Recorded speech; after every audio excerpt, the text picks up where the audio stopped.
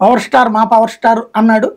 అయినా వాళ్ళు ఇంకా అరుస్తా ఉంటే మనం ఈ ఫంక్షన్ జరగనిద్దాం అని చెప్పడం, అక్కడ కూడా వాళ్ళు ఆగక నినాదాలు చేసేటప్పటికి నేను చెప్ప ఇంకా ఈ ఫంక్షన్ లాగా నడవాలన్నాడు. అక్కడి నుంచి ఆడికి అహంకారం, వాడెంత, ఆడి బతుకెంత, వీళ్ళు లేకపోతే ఎంత, ఆడి ఫేస్ ఏంటి, అదేంటి ఇదేంటి. ఇప్పటిదాకా మెగాస్టార్ కుటుంబంలో హీరోల్లో అతను కూడా ఒకడు సూపర్ హీరో.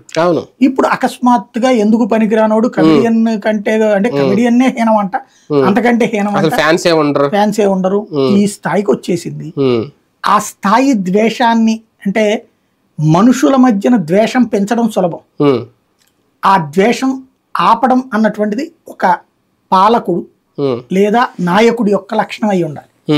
అది ఇట్లాంటి అనవసరమైన డైలాగులు వాడద్దని నాగబాబు గారు చెప్పాలి.